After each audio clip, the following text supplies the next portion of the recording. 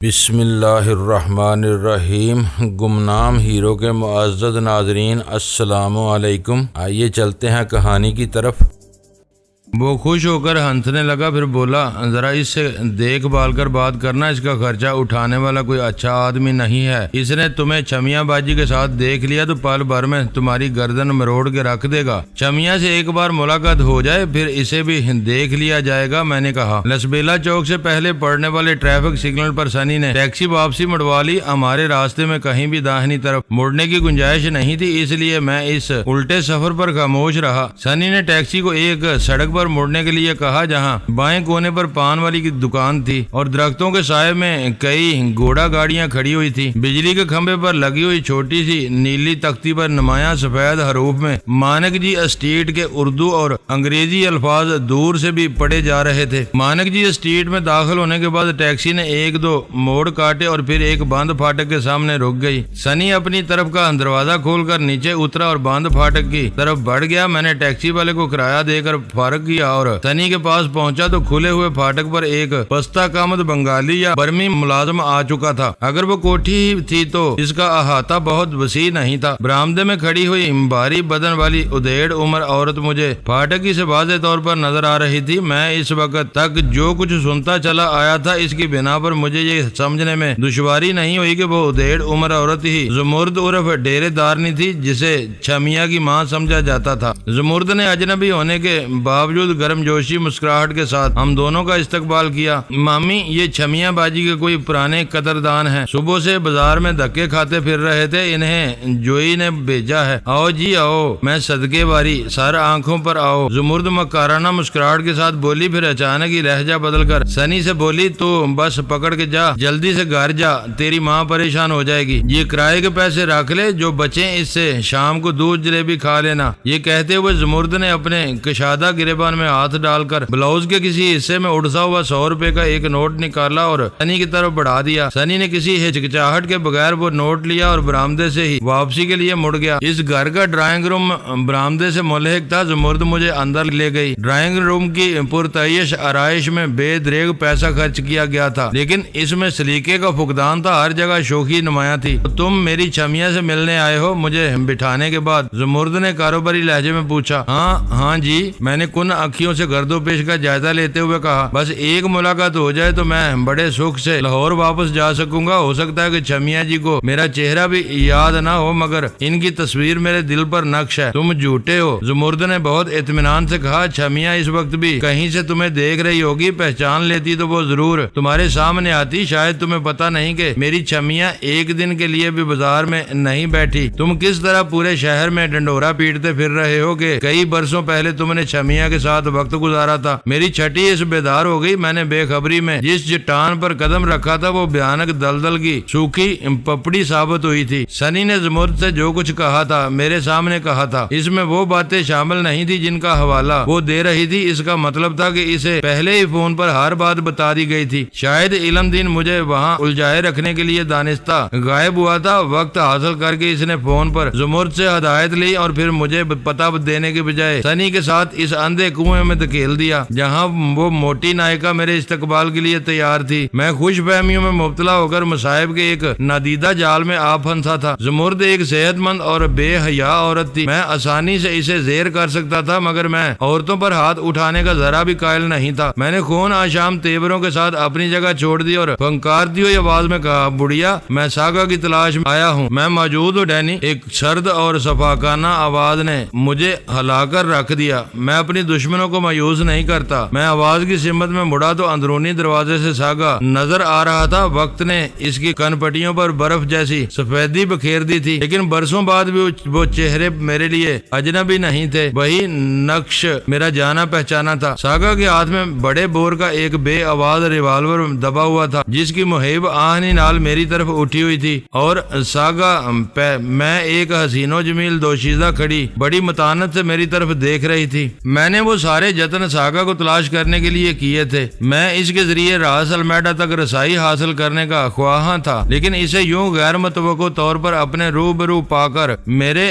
وجود میں خوف آور سنسنی کی لہریں سی سرایت کر گئی تھی۔ وہ نہ صرف میرے سامنے آ کھڑا ہوا تھا بلکہ اس نے مجھے پہچان بھی لیا تھا۔ میں نے اپنی دانست میں خاصی مناسب منصوبہ بندی کی تھی۔ میں گھر سے صرف یہ ارادہ لے کر نکلا تھا کہ بازار حسن کے مکینوں سے ساگا اور اس کی رکھیل کا پتہ حاصل کر کے لوٹ آؤں گا اور پھر مناسب تیاری کے بعد ساگا پر ہاتھ ڈال دیا جائے گا۔ مگر فخرو جوی اور علم دین نے حیرت ناک مکاری سے کام لیتے ہوئے میرے سارے عزائم پر پانی پھیر دیا تھا۔ میری دانست میں وہ تینوں عورتوں کی کمائی پر پلنے والے بے ضمیر اور غبی دلال تھے جنہیں عزت و آبرو اور دین دھرم سے دور کا بھی سروکار نہیں تھا۔ وہ صرف اور صرف پیسے کے پتلے تھے اور چند ٹکوں کے لیے دنیا کا ہر ذلیل سے ذلیل کام سر انجام دے سکتے تھے۔ مگر مجھے خوبصورتی سے ساگا کے چنگل میں پھنسوا کر انہوں نے یہ ثابت کر دیا تھا کہ وہ پرائے پیسے پر نظر رکھنے کے ساتھ ساتھ سازشی ذہنوں کے بھی مالک تھے۔ میں کسی پیشگی پروگرام کے بغیر اچانک ہی ان سے ملا تھا۔ معاملہ طے ہونے تک ہم چاروں ہر لمحے ایک دوسرے کی نظروں کے سامنے موجود رہے تھے۔ ان تینوں کو تخلیے میں میرے خلاف مشورہ کرنے کا کوئی موقع نہیں ملا تھا۔ یہ اور بات تھی کہ خریداری کی نظروں میں لکھی ہوئی تحریر کو پڑھ کر اشاروں میں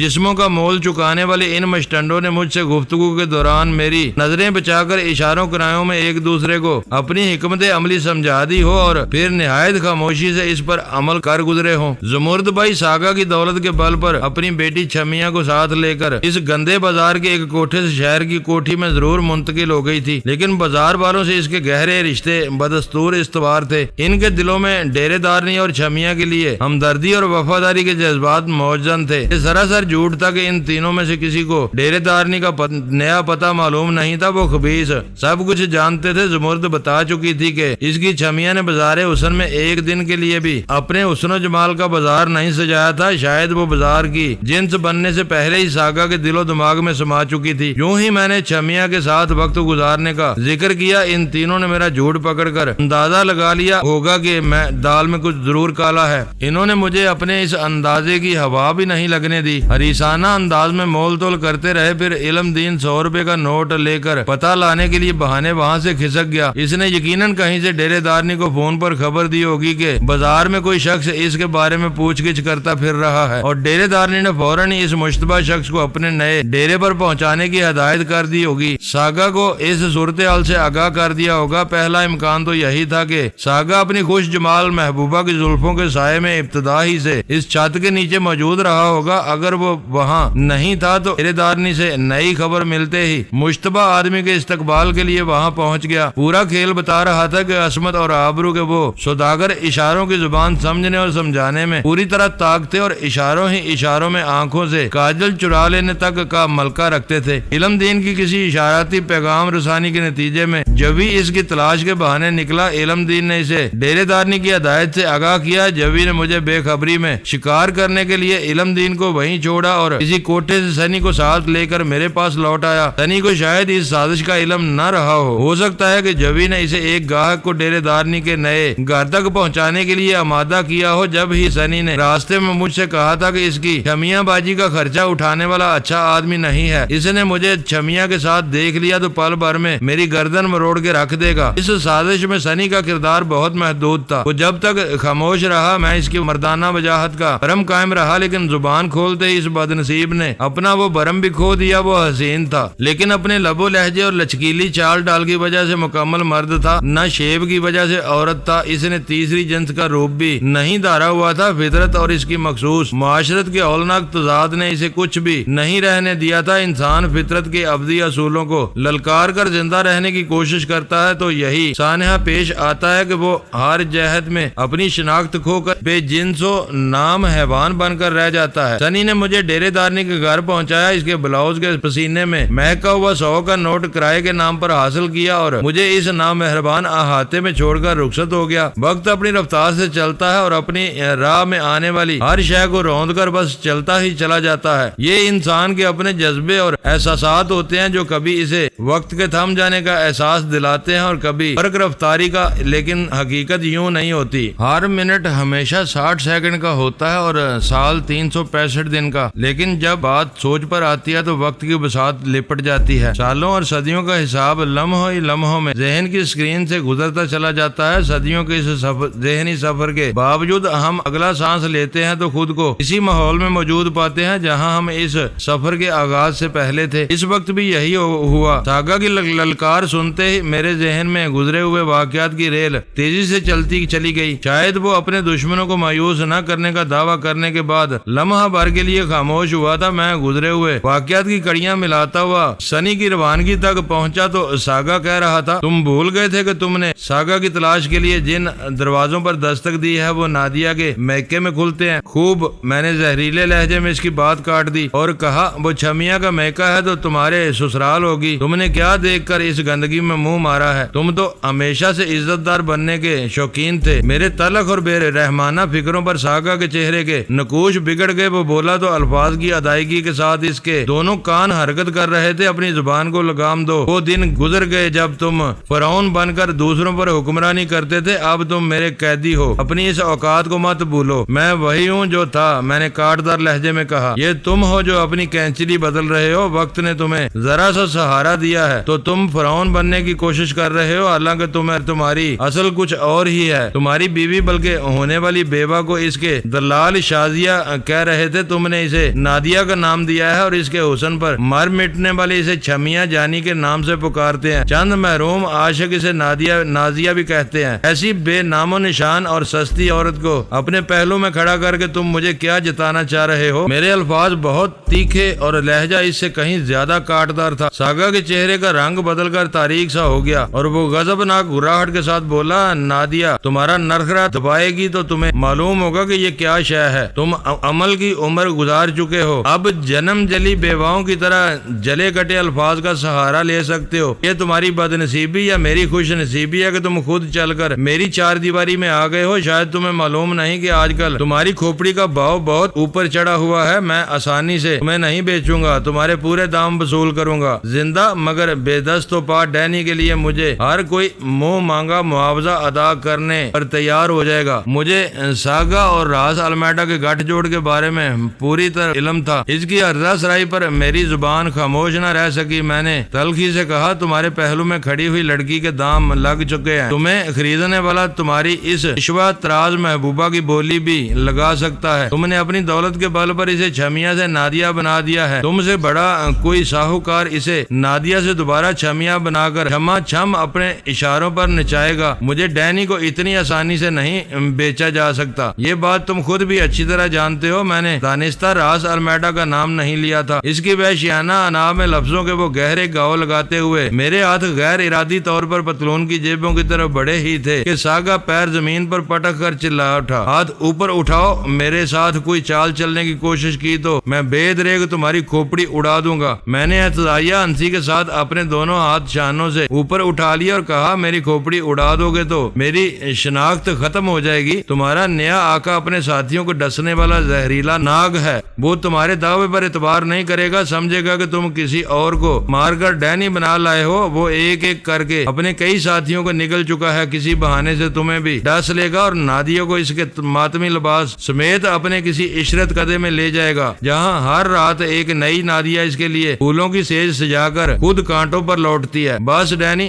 میرے نپے تلے الفاظ نے ساگا کو اس بری طرح گائل کیا کہ اس نے بل بلا کر مجھے خاموش کر دیا اور کہا، تم مجھے مشتعل نہیں کر سکتے، میں اسی وقت تمہیں ختم کر کے تمہاری لاش کی قیمت وصول کر سکتا ہوں، مگر میں تمہیں زندہ رکھوں گا۔ تمہیں سب کچھ معلوم ہی ہے، تو تم یہ بھی جانتے ہو کہ تم میرے چلاک دشمن ہو، تو تمہارا سودا کرنے والا میرا مکار دوست ہے، میں اس سے تمہاری منہ مانگی قیمت وصول کروں گا۔ تم میری لاٹری ہو، میں اس لاٹری سے پورا فائدہ اٹھاؤں گا۔ مجھے یہ جان کر دکھ ہوا کہ اپنے کان ہلا کر جی داری سے اپنی روزی کمانے والا ساگا کو آج اپنی لاٹری کے لیے بازار حسن کے ان پڑھ دلالوں کے سہارے کی ضرورت پڑ رہی ہے۔ میں نے اپنے اندر کی دہشت کو دباتے ہوئے متاسفانہ لہجے میں کہا، ان گھٹیا لوگوں کے سہارے مجھے گھیر کر تم کیا حاصل کرنا چاہ رہے ہو؟ اب اس بازار کا نام لیا تو میں تمہاری زبان گدی سے کھینچ لوں گا۔ وہ بفر کر بولا، وہ بازار حسن نہیں، زندہ لاشوں کا بازار ہے، جہاں ہر لڑکی اپنی ضرورتوں کے لیے سرے شام نیلام چڑھتی ہے۔ ہے، اپنے منحوس خریداروں کے مکروہ دستوں بازو میں اپنی اداکاری کے جوہر دکھاتی ہے اور پھر اب معاوضہ لے کر اپنی کسی تنگ کوٹھڑی میں دبک جاتی ہے۔ ان میں سے ہر ایک میرا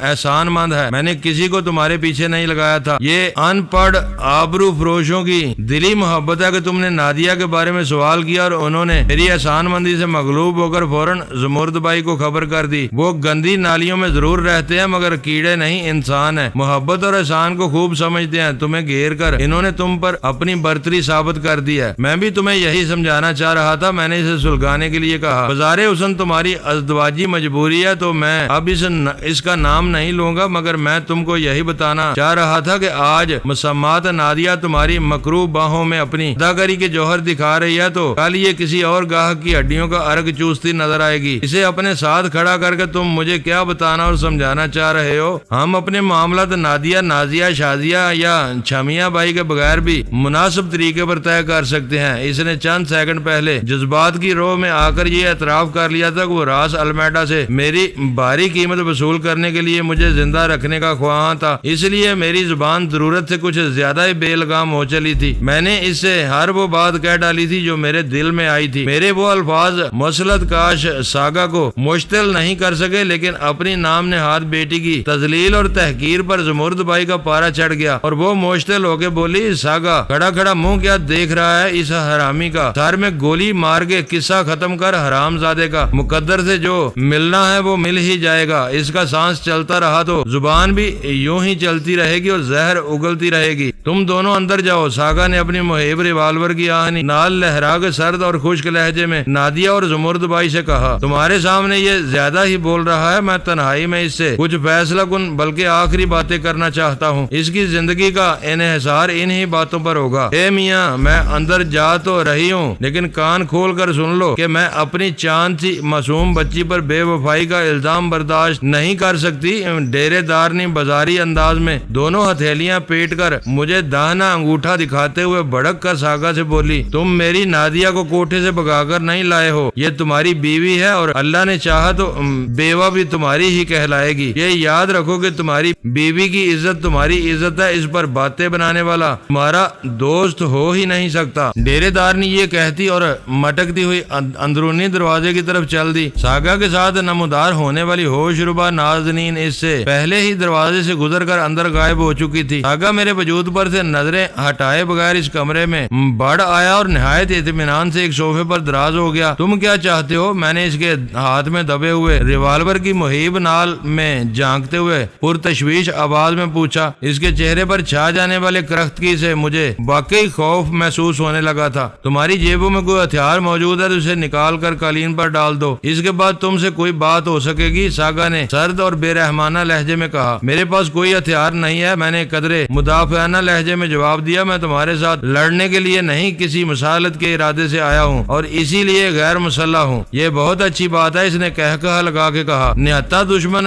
نکارا بکرے کی طرح ہوتا ہے جو بہت زیادہ شور مچانے کے باوجود کوئی کارکردگی نہیں دکھا پاتا۔ مجھے تمہارے الفاظ پر اعتماد ہے، تم چاہو تو کہیں بھی بیٹھ سکتے ہو، لیکن اب تم میرے نشانے پر ہو، میں تمہیں ٹانگوں سے معذور کر دوں گا۔ یہ کہتے اس نے اپنے ریوالور کی لبلبی دبا دی۔ ہولناک دھماکوں کے ساتھ پہ در پہ گولیاں چلی، میرے حلق سے اضطراری طور پر چیخیں آزاد ہو گئیں، لیکن اس کے ساتھ ہی میرے قدم بھی تیزی سے حرکت میں آئے تھے۔ میری نظریں ساگا کے ہاتھ میں دبے ہوئے ریوالور کی نال پر تھیں اور میں نے بجلی کی سی صورت سے خود کو آگ اگلتی ہوئی اس نال کی زد میں آنے سے بچا لیا تھا۔ ریوالور کی دھواں اگلتی نال کے پیچھے ساگا کی آنکھیں حیرت سے پھیل گئیں۔ اسے یقین نہیں آ سکا تھا کہ میں اس کی چلائی ہوئی گولیوں سے خود کو بچانے میں کامیاب ہو گیا تھا۔ میرے یوں بچ جانے میں میری پھرتی سے کہیں زیادہ ساگا کی بے پرواہی کا دخل تھا۔ اس نے یہ فرض کر کے کہ میں اسے فائر کرنے کی مخصوص پوزیشن میں دیکھ کر بھی اپنی جگہ سے نہیں ہلوں گا۔ میری پنڈلیوں کی بلندی پر دونوں فائر جھونک مارے تھے۔ میں اس کی چلائی ہوئی گولیوں سے بچ تو گیا تھا، لیکن میرا دل کھوپڑی میں دھمکنے لگا تھا اور میرے بدن کے مساموں سے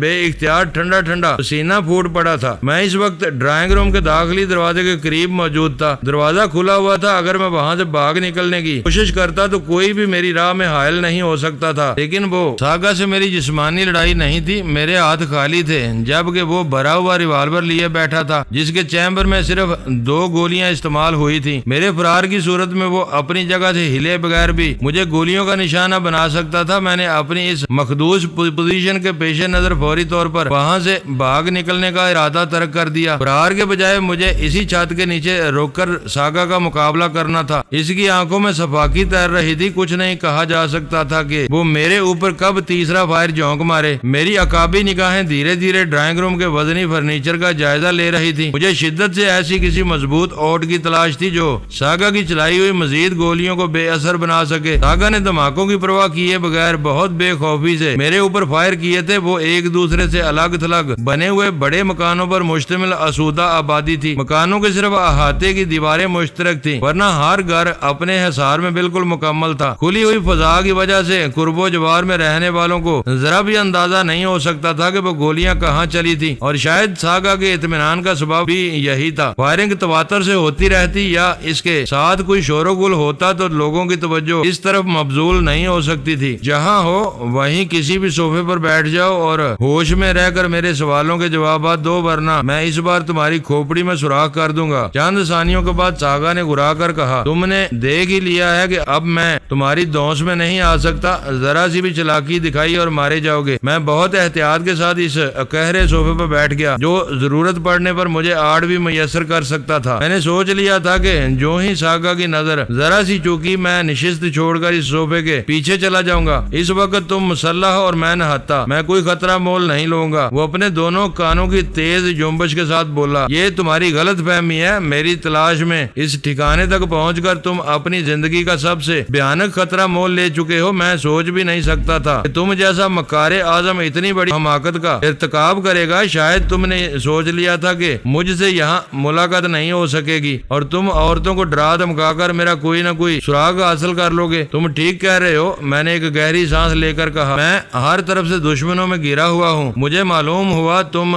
بھی ان میں شامل ہو گئے ہو تو میں اپنے غصے پر قابو نہیں رکھ سکا اور تمہاری تلاش میں نکل کھڑا ہوا۔ میں تمہارے سامنے ہوں، وہ تحقیر امیز ہنسی کے ساتھ بولا۔ مجھے تل کر کھا لو۔ میں تمہیں پہلے ہی بتا چکا ہوں کہ میں تم سے مساعلت کے لیے آیا تھا۔ تصادم کی راہ اختیار کرنی ہوتی تو خالی ہاتھ ادھر کا رخ نہ کرتا۔ میں نے مسلط کی راہ اختیار کرتے ہوئے کہا۔ پھر زمرد بھائی کو اور مجھے آنکھیں دکھانے کا کیا مطلب تھا؟ اس کی آنکھوں سے بے اعتباری مترشح تھی۔ اسے میرا مان سمجھ لو۔ شیعہ کے دنوں میں سب کے ساتھ میرا رویہ تحکمانہ ہوتا تھا۔ میں بھول گیا تھا کہ شیعہ ختم ہو چکی ہے اور ہم دونوں برابری کی سطح پر آ چکے ہیں۔ میں بتدریج نرم پڑتا جا رہا تھا۔ تم نے اپنی دانست میں شیعہ کو تباہ کر دیا تھا۔ وہ احتجاجیہ لہجے میں بولا، تمہارے زمانے میں شیعہ پردہ داروں کی تنظیم تھی، آج اسے مرد نئی زندگی دے رہے ہیں۔ سنا ہے کہ جمی لائٹ کبھی کسی کے سامنے نہیں آتا تھا، لیکن اب میں خود سپر آئی مین سے مل چکا ہوں۔ اس کی دونوں سلور آئیز میں نے اپنی آنکھوں سے دیکھی ہیں۔ ساگا کی اس انکشاف نے مجھے چونکا دیا اور میں نے حیرت سے پوچھا، کیا تم یہ کہنا چاہ رہے ہو کہ اب جمی لائٹ کے بجائے کوئی اور شیعہ کا سربراہ ہے اور وہ سرعام اپنی شناخت دکھاتا پھر رہا ہے؟ بات کو چکر میں مت ڈالو۔ اس کا لہجہ درست ہو گیا۔ جمی لائٹ کہاں گیا یہ مجھے نہیں معلوم۔ میرے لیے سپر آئی مین وہ ہے جو 2 سلور آئیز پر قابض ہو۔ تمہیں یہ بھی بتا دوں کہ میں شیعہ کا کوئی عام آدمی نہیں ہوں۔ بہت جلد مجھے بھی ایک سلور آئی ملنے والی ہے اور میں یہاں کا آئی مین بن جاؤں گا۔ تم یہ بتاؤ کہ تھوڑی دیر پہلے تم اپنے ساتھیوں کو ڈسنے والے کس زہریلے ناگ کا ذکر کر رہے تھے؟ اس وقت تک میں نے ساگا سے اس قسم کی جتنی باتیں کہی تھی راس المیڈا کے بارے میں کہی تھی، بس اس کا نام نہیں لیا تھا۔ لیکن اس نازک موڑ پر میں نے کلا بازی کھانے کا فیصلہ کر لیا اور اول خان کے اسرار نامی آدمی کو لی ہوئی تصاویر سے یہ ثابت ہو چکا تھا کہ سندھی مسلم ہاؤسنگ سوسائٹی کے ایک مکان میں ساگا راس المیڈا اور اس کے 2 سفید فام ساتھیوں کے ہمراہ میں نوشی کرتے ہوئے سخی مراد کی تضحیق میں شامل تھا۔ مجھے کچھ اندازہ نہیں تھا کہ ساگا اور راس المیڈا کے درمیان کیسی مفاہمت چل رہی تھی اور ان کے درمیان تعاون کا دائرہ کتنا وسیع تھا، لیکن پھر بھی میرے لیے ایک چال چلنے کا موقع موجود تھا۔ سخی مراد، میں نے قدرے توقف کے بعد آہستہ سے کہا، اور اس کا پشت پناہ وہ لوگ اپنی غرض کے لیے اندھے ہو چکے ہیں اور اپنی مقصد براری کے لیے اپنے ساتھیوں تک کو موت کے منہ میں جھونک دیتے ہیں۔ سخی مراد نے اپنے ہاتھوں سے اپنے چچا زاد بھائی ولی داد کو ہلاک کیا اور پھر خود بھی ایک کتے کی موت مارا گیا۔ میں سمجھ رہا تھا کہ تم ان ہی لوگوں کے لیے کام کر رہے ہو۔ وہ ایسے بیڑیے ہیں کہ بھوکے ہوتے ہیں تو اپنے ہی ساتھیوں کو چیر پھاڑ کر کھانا شروع کر دیتے ہیں۔ ساگا کی آنکھوں میں دلچسپی عود کر رہی صاف ظاہر ہو رہا تھا۔ اسے میرے بیان پر شبہ نہیں ہوا تھا۔ اس نے پوچھا، سخی مراد سرمایہ دار سیاست دان تھا، اس سے تمہارا کیا واسطہ تھا؟ بشیر بیشتر سیاستدان طاقت کے رسیا ہوتے ہیں، وہ مجھے خریدنا چاہ رہا تھا، لیکن میں اس کے لیے کرتوت دیکھ کر اس سے متنفر ہو گیا تھا۔ اس کے مارے جانے کے بعد اس کا آقا مجھے دھمکیاں دے رہا تھا اور چاہ رہا تھا، اور تمہارا خیال ہے کہ میں اس سے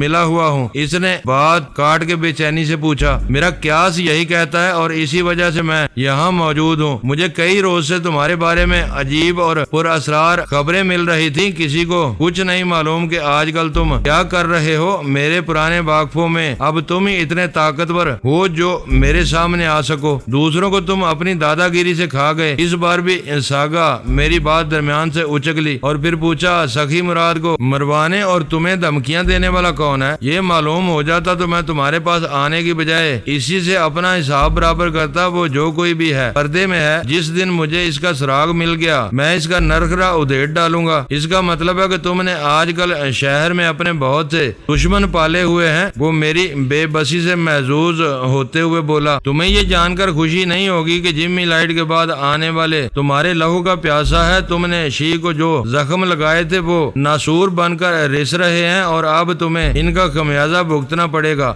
شی میں اب جمی لائٹ کا جانشین کون ہے؟ میں نے پہلو بدل کر پوچھا۔ دشمن کو یہ جاننے کا کوئی حق نہیں ہے۔ اس کے ہونٹوں پر مسکراہٹ پھیل گئی، میری طرح اس نے بھی راس المیڈا کا نام نہیں لیا۔ مجھے حیرت تھی کہ اخبارات میں اس کی تصویری کہانی کے بعد بھی ساگا کی آنکھیں بند تھی۔ میں تمہاری قید میں ہوں، تم مجھے اپنے سپر آئی مین کے پیش کر دینے کا ارادہ رکھتے ہو۔ اگر مجھے ایسی ایک آدھ بات معلوم ہو بھی جائے تو کیا فرق پڑتا ہے؟ میں اس بات کو کہیں نہ پہنچا سکتا۔ مرنے سے پہلے تم کو ہر بات معلوم ہو جائے گی، وہ پورے اعتماد سے بولا۔ فی الحال تمہاری زندہ یا مردہ گرفتاری پر ایک بڑا انعام مقرر ہے، مگر پیسہ میرے لیے بے وقت ہے۔ مجھے طاقت اور اختیار کی ضرورت ہے۔ تمہیں اپنے سامنے دیکھنے کے بعد میری آرزو ایک ہی ہے کہ تمہارے پکڑے جانے کی خوشی میں سپر آئی مین مجھے ایک سلور آئی کا مالک بنا دے۔ اس میں ہم سب کا فائدہ ہے۔ میری یہ سودے بازی مکمل ہو جائے تو میں تمہیں سب کچھ بتا دوں گا۔ اس وقت تک تمہیں میری قید میں رہنا ہوگا۔ قید؟ میں نے آزردگی سے کہا۔ اگر قید ہی کرنا ہے تو مجھے پڑھنے کے لیے کچھ اخبارات وغیرہ ضرور دے دینا تاکہ میں ایک کونے میں پڑے پڑے اپنی زندگی سے بیزار نہ ہو جاؤں۔ میں نے